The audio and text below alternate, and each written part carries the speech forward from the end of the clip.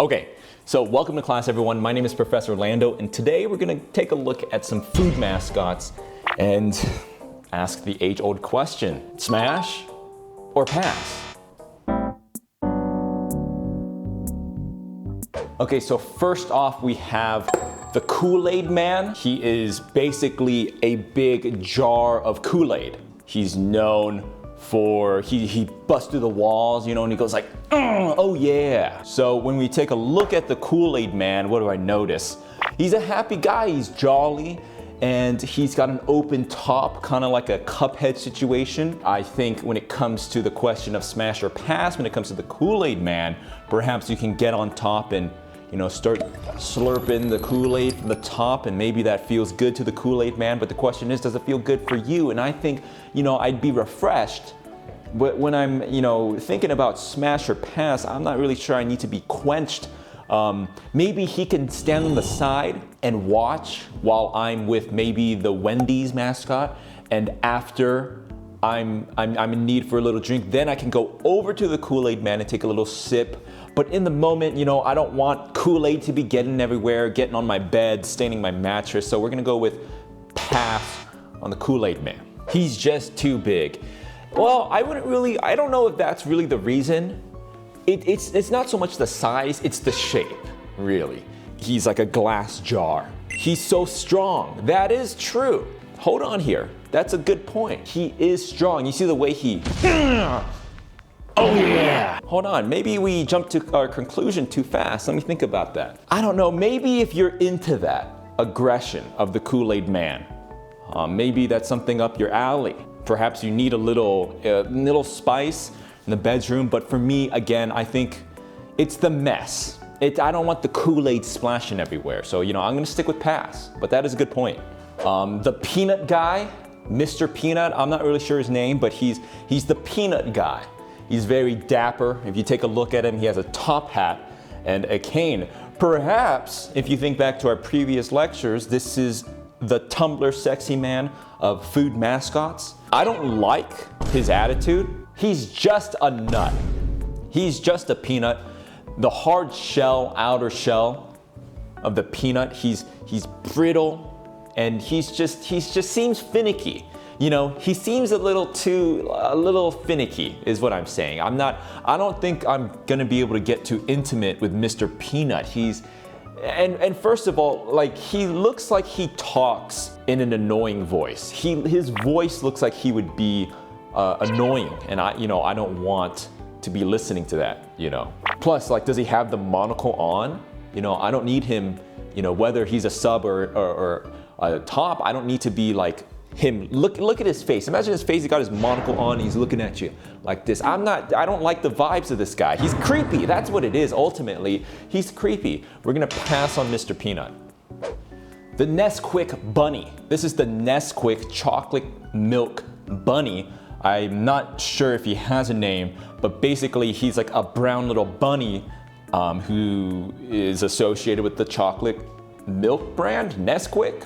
Imagine his speed. Yeah, bunnies are known for various sorts of things. Now, my first instinct is to smash the Nesquik Bunny, but let's just hold on here because I know what the greater community is gonna say. They're gonna say, oh, Professor Orlando, if it's an animal, he's just gonna smash it. If it's a bunny, it's an automatic smash. And it's like, hold on, let's take a step back, let's take a deep breath and think. We can't just go around and smash every single bunny, anthropomorphic bunny character that we see. You know, that's kind of, you know, we don't want to lump them all together. Each bunny is different. This one in particular, I'm going to smash. Jack, from Jack in the Box. I want to say the most mature of the mascots we've seen. Jack has proven himself to be a businessman.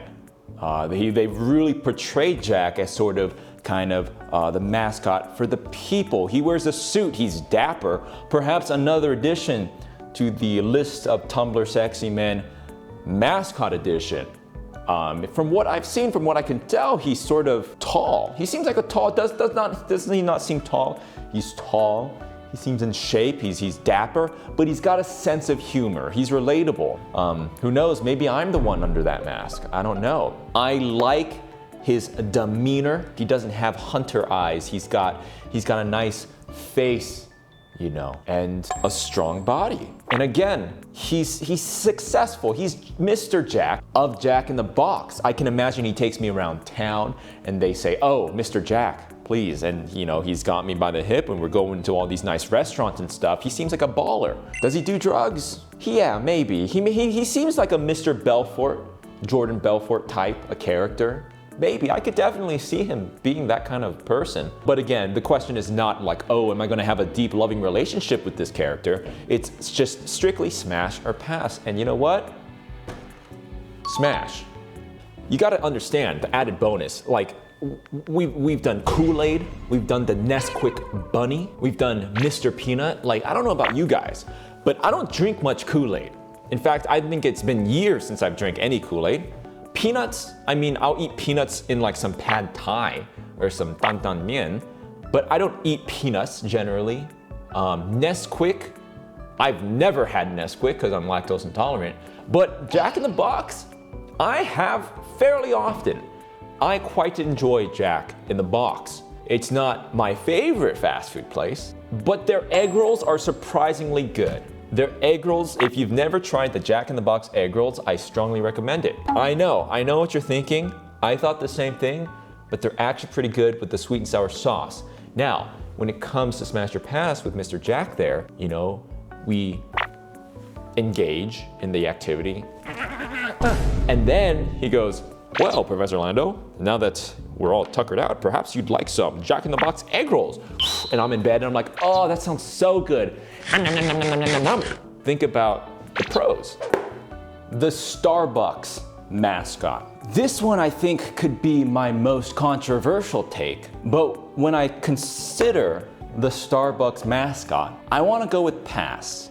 Is the Starbucks mascot a mermaid? I believe so. The Siren Song. Many a men have been lured in by its song, only to find rough scales that will cut you up like sandpaper. It's a mermaid, for God's sake. Half human, half mermaid? That's just 2 steps from full-blown degeneracy. You can't partake with a mermaid.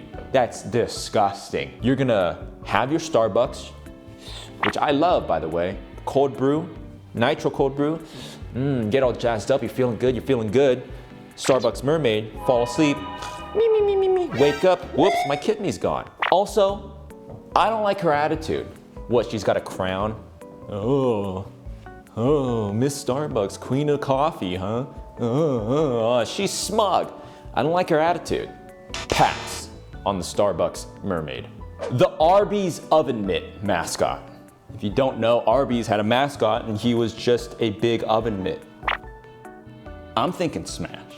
Think about this. First of all, sentient, right, has a face. It's an oven mitt. Think about the Ouroboros perpetuating circle of pleasure. You got the oven mitt, right? And then it's like you're pleasuring the oven mitt and using the mitt to pleasure yourself. It's kind of kinky. It's kind of hot, I think. That just by virtue, listen, I'm not saying I'm doing it every single night, but just once, that idea, that conceptually speaking, kind of fun. Smash on the Arby's oven mitt. Colonel Sanders, the KFC guy. Smash. Have you seen those commercials where he's jacked? This is not even a discussion to be had, honestly. I mean, what are the downsides? He's seasoned, right? That's the other thing. He's old. All these other Nesquik Bunny, a little inexperienced. He's like, oh, what do I do? Do I look in the eye? I don't know, right? But Colonel Sanders, been around, seasoned, just like his fried chicken. Smash. The Laughing Cow cheese mascot. If you don't know, Laughing Cow is just, it's this like circular thing of cheese. The Laughing Cow, the laughing cheese, kind of milfy, you know? And listen, this is not just a cow. Look, this is clearly human emotion and consciousness in this face that they depict this cow with. You know, and in your life, a lot of the times with these MILFs, you know, it's nice to see one with still the sparkle of joy in their eyes. You don't want someone that's so, you know, downtrodden. They've seen it all, but sometimes they see a little too much. So at least this cow still has a little bit of that happiness until I get my hands on it. But generally speaking, I think Laughing Cow Cheese Mascot is a smash. The Pillsbury Doughboy, pass. He's got the vibes of a serial killer. Is that just me? He's got this Chucky type of vibe where he's like, oh, I'm just a little Pillsbury Doughboy, ha ha, tickle me. But he's got a Benjamin Button situation going on where I think he's pretending to be a lot more innocent and soft than he really is. It's the face, it's the face.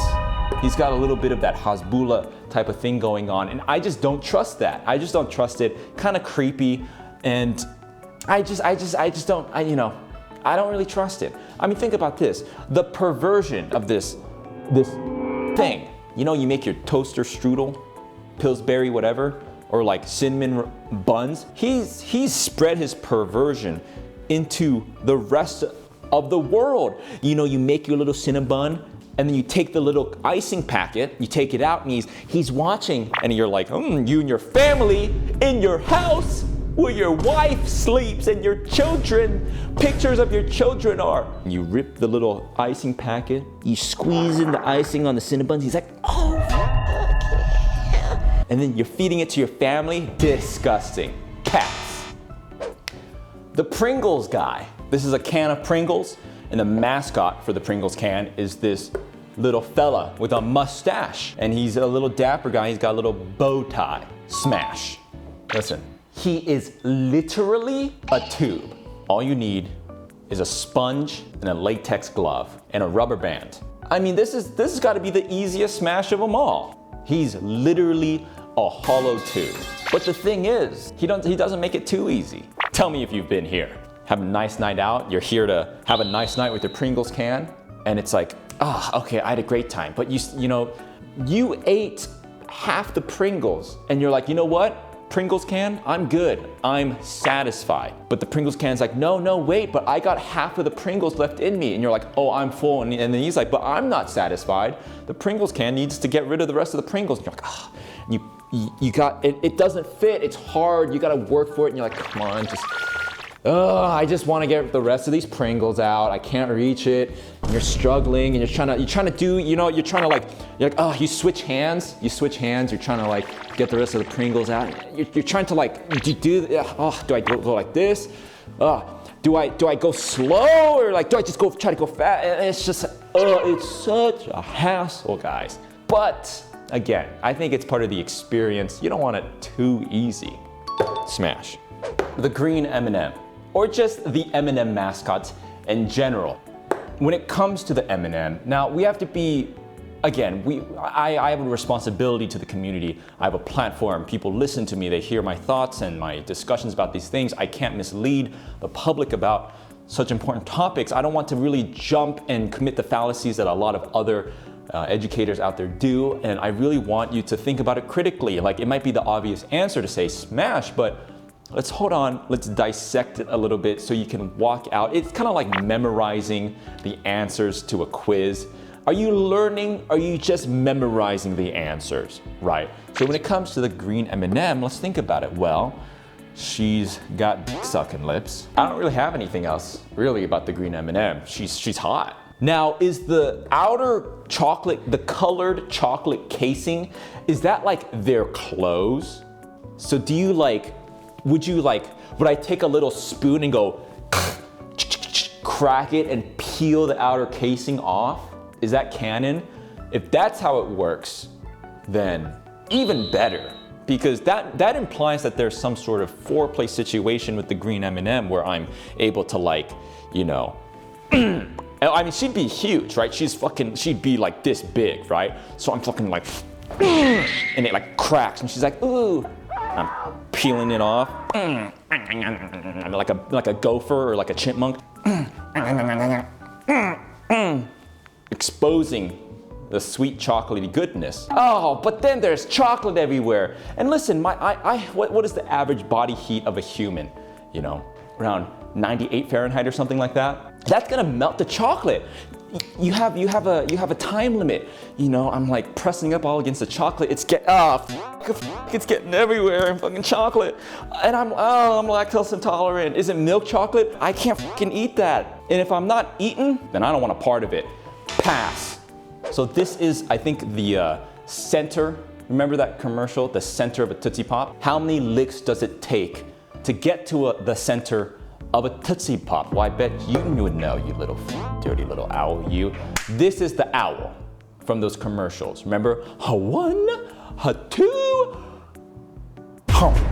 He's smart, he's educated. Look, graduated from what? Lollipop sucking class, that's what. Kind of like a, you know, dichotomy of like that character archetype where they're kind of nerdy, but they're a freak. And plus, look, he's going at that lollipop every day. How many lollipops do you think he eats a day? Trying to get to that chocolatey goodness. Smash on the Tootsie Roll Lollipop Owl. He literally bites. Just, you know, a little bit didn't hurt nobody. I'm not the sick one. I'm not the one with the problem. I'm just here saying what everyone else is thinking. I have a job to do, God damn it. You know, and listen, I'm dedicated to the cause of educating the people, because you know, some of these things, like listen, there's an agenda, the board decides on a state level, and they have to follow rules on a nationwide level. And some of this stuff, I don't even necessarily believe in, but it is not my place to interject my personal politics into the educational system, into what I need to teach the people. And so I just do my part when I say that the Tootsie Roll Pop Owl would give some good sloppy toppy in or outside of a Hobby Lobby. I'm just teaching the lesson plan. The Jollibee mascot. Now this one is actually like, hey, let's not kid ourselves here. Attraction, it's not only physical, right? Because there are turn-ons and turn-offs about people that could be physical, but also a lot to do with their personality, their spirituality, their mentality. That's a big part of being human, being lovers. You meet a guy and he might not be the most attractive, but he's funny, and that goes a long way. Similar with the Jollibee mascot. I mean, listen, I'm not saying that's the case with the Jollibee mascot, because this guy is kind of thick, but going further than that, have you seen the moves on this guy? Have you seen videos of this guy at parties? Let's take our time tonight. Because I have. This guy giving you a Magic Mike show for free, and with some fried chicken. Smash on the Jollibee. But Grimace from McDonald's, what is he? What is he supposed to be? He reminds me of those, remember that child cartoon where they had big eyes and they kind of look like Grimace and they're like this? And they're like, what was that? They're like called Oompa-Loos or something? Anyways, pass on Grimace. Snap, crackle, and pop. The Rice Krispie Elves. You guys are unbelievably twisted. And whenever I do a lecture and I call on the students for their input, I'm horrified by the glimpse into your dark, twisted reality every single time. More like Twink, Twinkie, and Twinkle. Am I right, gentlemen? No, listen, three's a crowd. Guys, you ever been in a threesome? Let alone a quattrosome? What do you call it? What is it? See, I don't even know the word for it. Foursome. Guys, that's like, look at their energy. Too much energy for an older gentleman such as myself. Unless the roles are reversed. And if that's the case, then I could just be like my ex and just kind of be like, go for it, and do nothing while these little elves go to town. And hey, if that's the case, then it's like, well, that's not so bad. But that being said, it's not something I'm like actively searching for. And again, I don't think, it's one of those things where like conceptually it's better. Really, guys, you guys are online too much if you think a foursome is anything but work. And in between your sessions of playing your Switch and drinking your Mountain Dew, you are not physically well off enough to be handling these little elves all by your lonesome. You're not up to the task, that's the truth. Pass.